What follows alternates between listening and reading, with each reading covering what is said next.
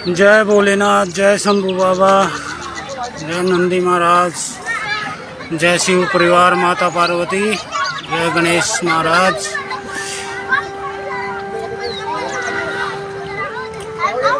हर हर गंगे, हर हर गंगे, हर हर महादेव। हर हर गंगे, हर हर गंगे, हर हर महादेव। गंगा तेरा पानी अमृत। तो अभी हम हैं हरिद्वार में और यहाँ पर स्नान किया जा रहा है। बाबा भोलेनाथ के भगत यहाँ पर स्नान कर रहे हैं और अपने बाबा भोलेनाथ की पूजा अर्चना करने के लिए आए हुए हैं। तो गंगा मैया के दर्शन कीजिए। माता गंगा अपने सभी प्रियजनों, अपने भगतजनों जो कि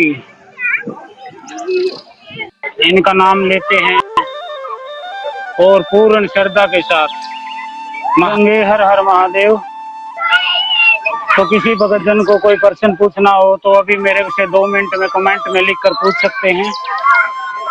उसके बाद मैं स्नान करूंगा। तो दोस्तों, महामाई जो महागंगा हैं वो भागीरथ जी उनको लेकर आए थे अपने पूर्वजों के उद्धार के लिए और आज उसी माँ गंगा के वजह से 40 से लेकर 50 करोड़ लोग तक का जीवनचर्या चलती है।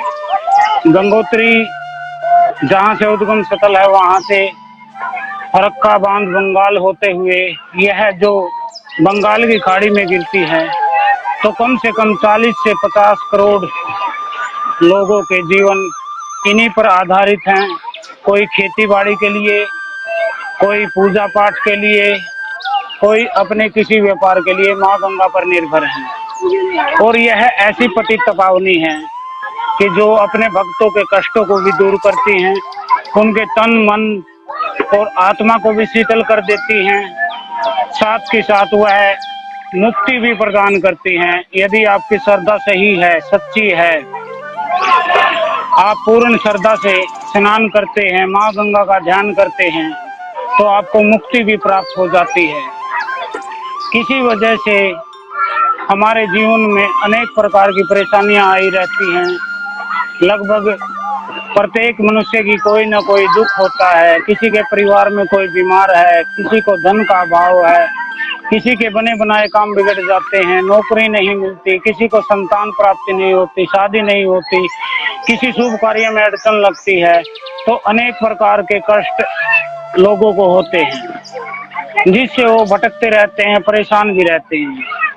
लेकिन यदि पूर्ण श्रद्धा से बाबा भोलेनाथ, माँ गंगा और देवी काली की यदि उपासना की जाए तो मुझे नहीं लगता कि आपके जीवन में कोई कष्ट रह सकता है, क्योंकि ये महामाई इतनी बड़ी शक्ति है कि इसके सामने आपका कष्ट कुछ भी नहीं रहता।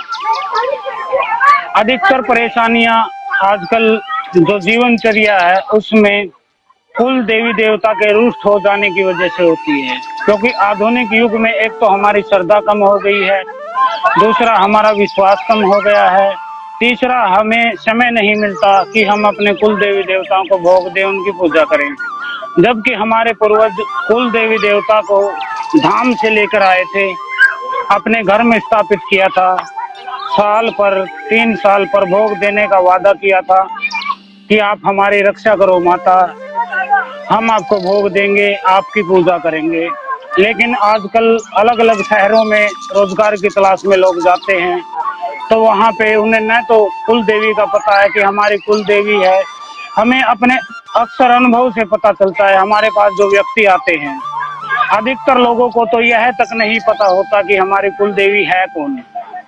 ऐसे ही वो पूजा पाठ करते रहते हैं जिसका उनको फल नहीं मिलता, क्योंकि जब तक जो घर की आपकी शक्ति है, जो आपकी सकारात्मक ऊर्जा है, पॉजिटिव एनर्जी है आपके घर की, आप उसी को भूल जाते हो, भोग नहीं देते, तो कष्टों का आपको सामना करना पड़ता है। उसके बाद आता है नंबर, बाहर से कोई शक्ति डाली जाए और आपके जो घर की ऊर्जा है उसको अनियंत्रित कर दे।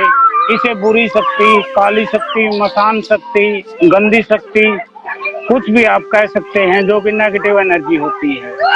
लेकिन दोस्तों, नेगेटिव एनर्जी भी तब भी आपके ऊपर कोई असर करती है जब आपके खुद के कुल देवी देवता घर की शक्तियां नाराज होती हैं, क्योंकि ब्रह्मांड में किसी की हिम्मत नहीं है कि वह आपकी कुल देवी के होते हुए आपके घर पर कोई बुरा कर सके, कोई बुरी नजर, कोई बुरा तंत्र मंत्र, कोई जादू टोना किया कराया कर सके। कुल देवी को भगवान शिव ने स्थापित किया है, अक्षेत्रपाल को भगवान शिव ने स्थापित किया है, वीर होते हैं, माता मदान है, माता मेलड़ी है, माता शीतला है जो पूरे अक्षेत्र के धर्म की देवी होती हैं। इसके अलावा आपके गोहर काली होती हैं, शायर होती हैं। गोहर काली एक उड़न शक्ति होती है। तो इनकी इजाजत के बगैर आपके घर में रोटी तवे से ऐसे नहीं हो सकती। इनको भगवान शिव ने स्थापित किया है शक्तियों को, लेकिन हम जब इनकी सेवा नहीं करते, भूल जाते हैं। जैसे किसी की इष्ट दुर्गा है, किसी की काली है, किसी की भद्र काली है, किसी की विंध्यवासिनी है, किसी की त्रिपुर सुंदरी है, किसी की माँ हरसिद्धि है, किसी की तलुजा भवानी है, किसी की माँ कामाख्या है, किसी की माँ चंडी देवी है।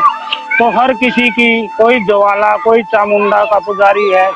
तो पूज्यमान देवता अलग होते हैं जिनकी हम घर में पूजा करते हैं डेली, उन्हें पूज्यमान देवी देवता कहा जाता है।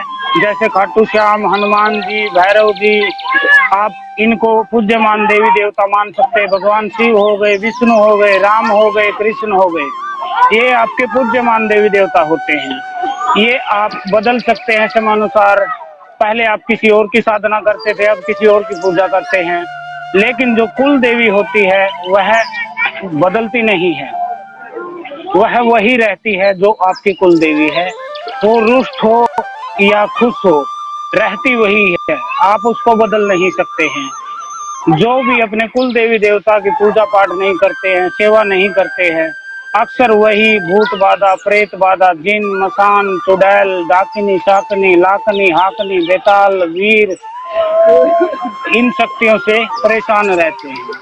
कोई तांत्रिक भी तभी उनके घर में घुसकर बुरा कर सकता है। कोई वशीकरण है, मारण है, मोहन है, कोई भी प्रयोग करता है, वह तभी सफल हो सकता है जब आपके कुल देवी देवता आपसे रुष्ट हो, आपकी मदद न करें। इसके अलावा आप किसी की पूजा करते हैं, कोई साधना करते हैं, उसका फल भी आपको तब तक नहीं मिल सकता जब तक कि आपकी कुल देवी आपके ऊपर खुश न हो। आप एक चीज सोचिए, जैसे बालाजी की पूजा करते हैं, दुर्गा की पूजा करते हैं, आप खाटू श्याम की पूजा करते हैं, किसी भी देवी देवता की पूजा करते हैं और आप डेली उनकी पूजा करते हैं, लेकिन जब वो देवता की कृपा आने लगती है तब आपकी कुल देवी देवता बीच में दीवार की तरह खड़े हो जाते हैं और वो उनको कहते हैं कि यह व्यक्ति मेरा न हुआ, अपने पूर्वजों का न हुआ, तो ये माई आपका क्या होगा, बाबा हनुमान आपका क्या होगा। इससे जो भी आपके पूज्यमान देवी देवता है वो वापस चले जाते हैं, आपको कोई भी फल नहीं मिलता आपकी पूजा पाठ का। कई बार ऐसा होता है कि जितने आप पूजा पाठ करते हैं, जितने आप तपस्या करते हैं, उतना आपके ऊपर उल्टा प्रभाव पड़ता है और आपके मन में ख्याल आता है कि इतनी पूजा पाठ मैं करता हूँ, इतनी श्रद्धा मैं करता हूँ, फिर भी मेरे साथ बुरा क्यों होता है। तो उसका एकमात्र कारण यही है कि आपके कुल देवी देवता आपसे नाराज हैं। तो सर्वप्रथम आपको दुख से मुक्ति प्राप्त करनी हो, आपको संसार से मुक्ति प्राप्त करनी हो, या किसी संकट से मुक्ति प्राप्त करनी हो, या किसी देवी देवता की सिद्धि करनी हो, तो आपको सबसे पहले अपने कुल देवी देवता को मनाना चाहिए। उनके मनाने के बाद ही आपका कोई कार्य सफल हो सकता है, नहीं तो आप भटकते रहोगे। कितने ही सालों तक, कितने ही जन्मों तक आप पूजा पाठ करते रहें, आपको कोई फल नहीं मिलने वाला है। कुल देवी देवता की नाराजगी बहुत भयंकर होती है, वह नेगेटिव एनर्जी से भी ज्यादा आपको कष्ट दे सकती है, दुख दे सकती है। वह आपसे बदला लेने पर यदि उतारू हो तो उसके लक्षण क्या होते हैं यदि आपके कुल देवी देवता नाराज है। पहला लक्षण होता है कि आपके घर में खाने में स्वाद नहीं आएगा। बिल्कुल स्वाद नहीं आएगा। देवी अन्नपूर्णा की कृपा आपको नहीं मिलेगी। आपकी रसोई में कोई न कोई चीज कम रहेगी। आप कटोरा लेके रसोई की चीजें मांगने के लिए आस पड़ोस में जाने लगोगे। पहला कारण ये होता है। दूसरा कारण होता है आपके घर में कलह कलेश होता है। आपके फैमिली मेंबर जब भी एक साथ बैठते हैं तो उनका झगड़ा होना शुरू हो जाता है। छोटी छोटी बातों से विवाद शुरू होता है। बात यहाँ तक नौबत हाथापाई तक आ जाती है। एक दूसरे से बातचीत नहीं करते हैं, नाराज रहते हैं, नफरत करने लगते हैं। भाई भाई के बीच में विवाद होता है, कोर्ट मुकदमे झगड़े पुलिस केस होते हैं। यह भी लक्षण है जो कुल देवी देवता के रूप होने की वजह से है। इसके बाद जो आपके घर में बरकत नहीं होती है, आप कुछ भी मेहनत करते हैं आपको फल नहीं मिलता है। लक्ष्मी आती तो है लेकिन उससे पहले ही खर्च हो जाती है। वैद्य हकीमों के पास पैसा आपका बीमारी में जाने लगता है। यह भी आपके कुल देवी देवता के नाराज होने के लक्षण हैं। इसके अलावा परिवार का कोई सदस्य नशा करने लगता है, जिसकी वजह से भी घर में नुकसान होता है। परिवार में कलह का झगड़े का वातावरण रहता है। कुल देवी देवता एक सकारात्मक शक्ति होती है। वह आपको मारती भी है तो सकारात्मक तरीके से ही मारती है। आप पूजा भगताई में चले जाते हो। पहले पता था कि आप काम करते हो, दो पैसे कमाते हो, लेकिन जब कुल देवी देवता नाराज होते हैं तो आप काम धंधा छोड़कर पूजा पाठ भक्ति में लग जाते हो, जिसके कारण आपका इनकम के सोर्स खत्म हो जाते हैं। आपके कुल देवी देवता जब रुष्ट होते हैं तो आपको बिल्कुल अकेला कर देते हैं। आपकी आय के सभी साधनों को बंद कर देते हैं। आपको दाने दाने का मोहताज बना देते हैं। यह भी कुल देवी देवता के रुष्ट होने के कारण है। यदि आपके घर में कोई तंत्र बाधा है, भूत प्रेत पिशाच मसाणी बेताल जिन, कोई ओघड़ कोई अघोरी, कोई भी बुरी शक्ति है, तो वह भी कुल देवी देवता के रुष्ट होने की वजह से है, वरना कोई हो नहीं सकती। तो काफी ऐसे कारण होते हैं जो आपके कुल देवी देवता के रुष्ट हो जाने की वजह से होते हैं। तो आप अपने कुल देवी देवता को मनाइए। आपके जीवन से अनेक संकट खत्म हो जाएंगे। आपके जीवन से नकारात्मक ऊर्जा, आपके शरीर से जो बीमारी है वह भी दूर हो जाएगी। आप 41 दिन तक अपने कुल देवी देवता को मनाइए। उसके धाम पर जाइए, वहां से हाथ जोड़कर अपनी गलतियों के लिए माफी मांगिए। उनको फिर बोलिए कि आप मेरे साथ घर चलिए, अपने घर उनको लेके आइए, दोनों समय उनको भोग दीजिए। जो आप खाते हैं, आप रोटी खाते हैं तो रोटी का भोग लगाइए, आप चावल खाते हैं चावल का भोग लगाइए। जो कुछ भी आप खाते हैं वही आप भोग में दीजिए। 41 दिन तक माता का दिया जलाइए। उनका कोई मंत्र है तो उसका जाप कीजिए, उनके नाम का जाप कीजिए। फिर आप देखना आपके जीवन में कोई भी अभाव, कोई भी कमी, कोई भी संकट, कोई भी बुरी शक्ति आपका कुछ बिगाड़ नहीं पाएगी, क्योंकि कुल देवी की शक्ति बहुत विशाल होती है। ये कोई छोटी मोटी शक्ति नहीं होती। तो आप अपनी कुल देवी को मनाइए, अपने देवताओं को मनाइए। अपने जो पितर है उनको श्राद्ध के समय, जब कनागत होते हैं, श्राद्ध होते हैं, तब भी भोग दीजिए। उसके अलावा पूरे साल उनके नाम से आप कुछ मत नहीं निकालिएगा, क्योंकि उसके अलावा अगर आप कभी देते हैं तो आपके घर में जो प्रेत है, भूत है, वही उसको खाता है और पहलवान हो जाता है, आपको कष्ट देता है। जो ब्रह्मा है सृष्टि के रचयिता, उन्होंने देवताओं के लिए देवलोक बनाया, मनुष्य के लिए पशुलोक बनाया, पितरों के लिए पितरलोक बनाया। तो पितर पूरा साल पितरलोक में रहते हैं, वो बार बार आपके नीचे नहीं आते हैं। जो भी भोग आप देते हैं उसको बुरी शक्तियां खाती हैं। पितर केवल श्राद्ध के समय आते हैं तो उसी समय उनका भोग दीजिए। तो ये आज आपको मैंने काफी चीजें बताई। गंगा जी के घाट से आप माँ गंगा को नमस्कार कीजिए। मैं फिर से माँ गंगा का दृश्य दिखा देता हूँ। आज के लिए इतना ही। हर हर महादेव, ओम काली। आपको कभी भी जीवन में कोई कष्ट है तो आप मुझसे व्हाट्सएप पर या कमेंट में आप पूछ सकते हैं, मैसेज में पूछ सकते हैं। पूछने का कोई पैसा नहीं है। आप जो भी संकट होगा मैं आपको उसका उपाय बता दूंगा। आप अपने घर पर रहकर उसको कीजिए, आपको निश्चिंत ही उसका फल मिलेगा, लाभ मिलेगा और आपके जीवन में भी सुख समृद्धि और बाबा भोलेनाथ की कृपा से आपके जीवन में कष्टों का समाप्ति होगी और बरकत होगी, वृद्धि होगी, समृद्धि होगी। संतान है, परिवार है, सब सुख में खेलेंगे। आपके घर के पशु है वह तक सुरक्षित हो जाएंगे। तो आज के लिए इतना ही। हर हर महादेव। एक बार बाबा भोलेनाथ के फिर से दर्शन कीजिए और माँ गंगा को मैं दिखा देता हूँ।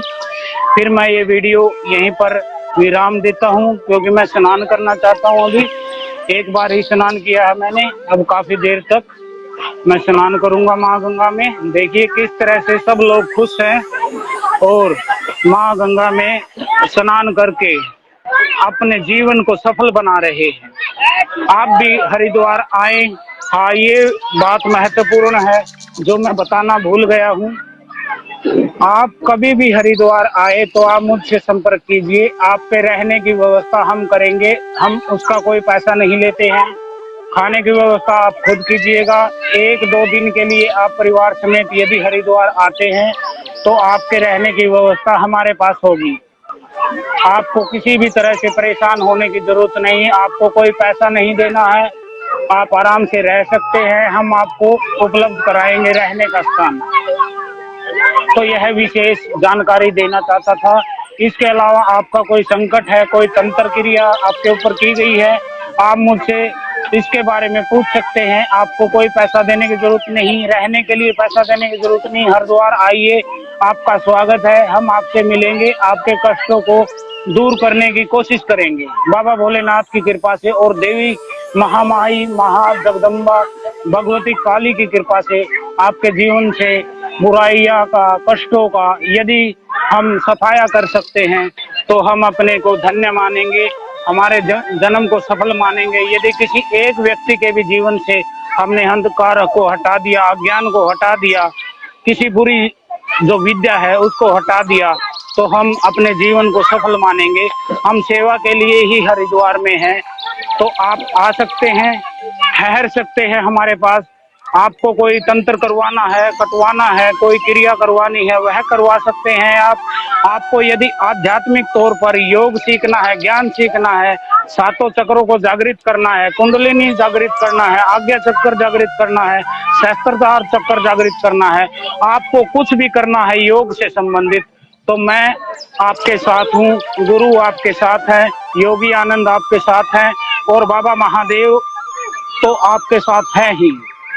तो अब मैं इस वीडियो को विराम देता हूँ। सिर्फ मैं एक बात और कहना चाहता हूँ कि जब देने वाले महादेव हो तो किसकी औकात है जो हमसे छीन ले। तो आज के लिए इतना ही। हर हर गंगे, हर हर महादेव, ओम काली।